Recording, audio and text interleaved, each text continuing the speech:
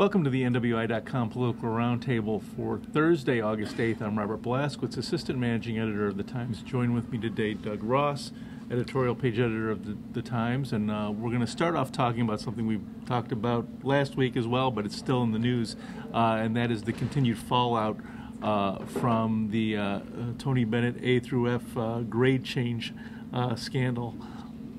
Yesterday, on Wednesday, State Superintendent of Public Education Glenda Ritz met with the State Board of Education, and they acknowledged that yes, Tony Bennett, when he was State Superintendent, did manipulate those grades in order to give certain schools higher grades. Where do you see this going, Doug? Well, I think it's got to come to a full-scale review of the whole grading system. Mm-hmm. And in fact, that is in progress right now. Right. They're going to review the previous year's grades as well. So that will, I mean, we're going to see real delays in in all this. You know, the unfortunate thing is, you know, this is for school accountability. Mm-hmm. This is to, you know, try to decide, you know, am I sending my child to a good school? And honestly, you won't really know that for a while because these scores are going to be delayed. They're spending so much time on these that it means that next year's are going to be delayed as well. So it's a real headache facing the state. And I think my bigger concern is not just the delays, but also the whole idea of, is the system going to be scrapped because of this? Right. Yeah, and that I think is a possibility. I think the real problem here with this whole, I think that this incident really illustrated is that there is a real danger when it comes to testing and grading and this kind of thing when there's an underlying motive behind it. And it seems that Tony Bennett there was an underlying motive of promoting charter schools and school choice, and there's a lot of people with that agenda, and I think that there's a real danger that these benchmarks, these grades, can very much be manipulated to get what you want to get out of them. And so I think, and I think that's a concern with Common Core as well, is that there's this real concern that with this kind of testing that people with agendas beyond just measuring student achievement are going to manipulate these tests, these numbers, to get the outcomes that they want. Well, and that's, you know, with any data, you have that. My concern is, how do you solve that problem? How do you take the politics out of it? Well, here are your choices. You either have an elected superintendent of public instruction, which you have now, or you have one appointed by the governor. Either one, you're going to have politics involved. Absolutely. To a great degree. So, you know, which one's better than the other? I think, ironically, Tony Bennett was campaigning with the idea that this should be appointed rather than elected, but he was working within the system. And if he was if it was an appointed position, he would, well, maybe not now, but he would still be state. He would have continued to probably be state school superintendent under Mike Pence as well. That would be the logical assumption, but and you know, whether this would ever come to light, you know, hard to tell, because, you know, it seems to be that somebody within the Department of Education, you know, was probably privy to all of this and helped with the release of this information. Yeah. Glenda Ritz seems to be treading kind of carefully here. She doesn't seem to be making any real leaps yet. And I'm a little concerned about that. I think she needs to one, express outrage, and she needs to two, say, you know, look, I'm in, without going Alexander Haig on us, saying, you know, I'm in charge. Let's set the situation straight, and here's what I'm doing, rather than I'm following up on, you know, what others are doing with their investigations. Right, and that's interesting because, you know, when she came and talked to us when she was campaigning, she, you know, one of the things she talked about was high stakes testing and how it's you know, overemphasized under the previous administration. So, but she's got to follow the Board of Education. Absolutely, and a Republican legislature. So I think she's probably kind of treading on treading carefully in order to not burn these bridges. She needs to work with these people to get her agenda installed. Right. And so, you know, she's got to be forceful, and she's got to got to be careful, as you say. Right. Well, let's stay in the state and let's talk about Attorney General Greg Zoeller. He joined a number of other, I think, 22 attorneys general across the country, and filing, asking the courts to allow prayer at public meetings. Doug, we editorialized about this issue earlier this week. So, and we're accused of being part of a brood of vipers. A brood of vipers is what so somebody said we should all drive Dodge Vipers as a company car. I thought it was a great idea. Well, he said he would pray for us to be relieved of our duties. So his prayers have not yet been. The day's early, but and it wasn't an official prayer. It was, and that's what's really at issue here. Now, Greg Zoeller is as Attorney General, and I believe the Texas Attorney General, they were the co-lead authors on this amicus brief. Their position was that it's not somebody acting on behalf of government. It's somebody who's just standing up and giving a prayer at the start of a meeting. Well, our view is if you appoint somebody or invite somebody to do that, then it becomes an official action. And then the issue is you don't want to have, according to the First Amendment, you can't establish a state religion. Well, then this runs afoul of that in our view. We're going to get accused of being anti-Christian and so forth. That's really not the issue. It's the same issue whether it would be a rabbi up there or an imam up there or a Wiccan up there or anybody. I mean, it's the issue is the same. It's a single. Voice. I wonder how those same people that are asking for this would feel if it was.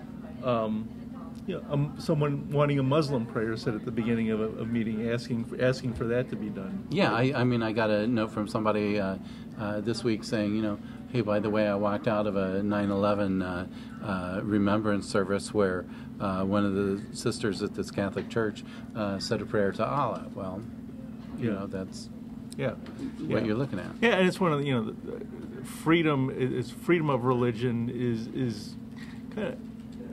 Is one of those things where you can't, single out a single religion. It's all religions. Right, so, and everybody has their own right to say their own prayers. And obviously people have the freedom to, gather for a prayer session before a meeting, prior to a meeting. You can. And most of our government officials could use all the prayers they could get. Absolutely, which was the point we made in the editorial. It was kind of interesting also that some of the legislators kind of joined in. Senator Dan Coates and State U.S. Representative Todd Rokita, both Republicans, joined. And some others, but many others actually. I think Luke Messer from downstate Indiana was also one of the congressmen on that list. Yeah, I mean, and when you look at the list, you're not going to see a whole lot of D's in there. You're going to see pretty much R's. So that tells you who's driving this issue. It's the very social conservative types. Yeah. But the fact is, our view and my view is it shouldn't be an official prayer. Right. Just hold a prayer meeting at the flagpole outside. I don't care. Absolutely. Do something like that. Sure. Or pray silently while you're sitting there. Or curse them. Whatever you want. Well, let's talk about something else. We've written a lot in recent weeks about the rising violence, homicides in Gary, and what can be done about that. And then one of the issues brought up by former Gary Mayor Richard Hatcher was someone who brought up this idea of local gun ordinances, allowing because gun laws in the state of Indiana are really dictated by people who mainly live in rural areas, whose overriding concerns with guns is having guns for protection, for hunting, for they're the ones with the gun rack on the back of their pickup trucks. Right. It's a very different situation in Gary, with the gun violence that occurs there. And the thought is that the laws that are made for the state don't necessarily work for Gary. What are your thoughts on that? And also, is there any chance of this kind of local gun regulation being allowed by the powers that be? No, there's no chance. There's a 2011 state law that came out. I don't know if you remember this. It passed, as I recall, on the same day that there was a guy pulled a gun out in Portage, as I recall. Yeah, it was like a workforce development, right, I think, office. Work One, as I recall. And so, it was really awkward timing for the state to do this because, here was a guy who brought had a gun right there at the workplace.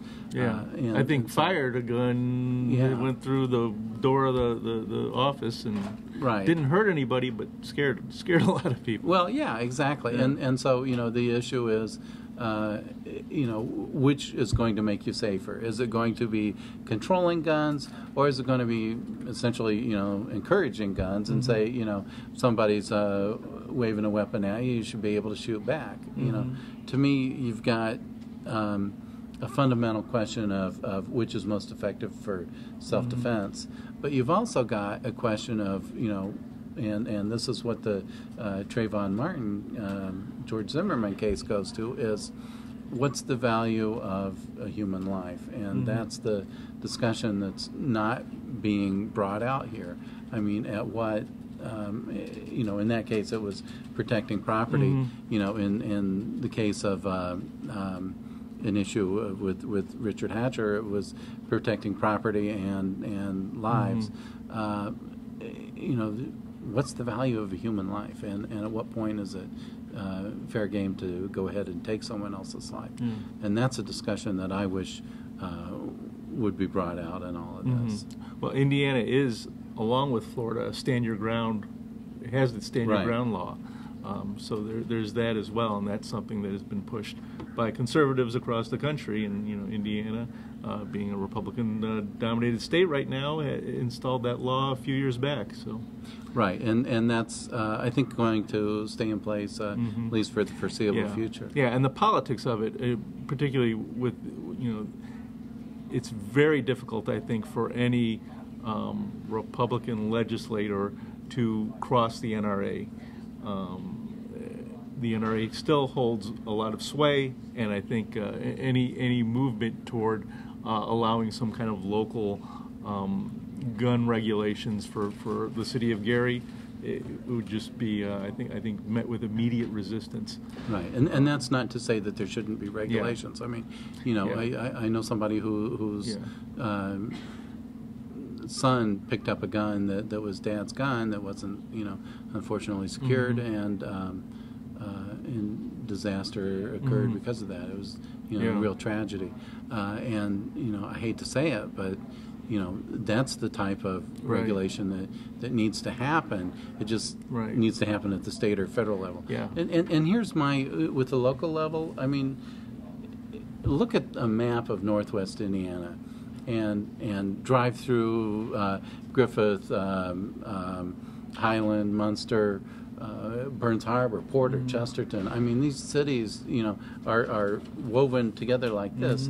It's hard to tell what city you're in or what town at any one point in time. And so, how are you supposed to, possibly obey all those laws unless you just don't have a gun? So that becomes the default. Right.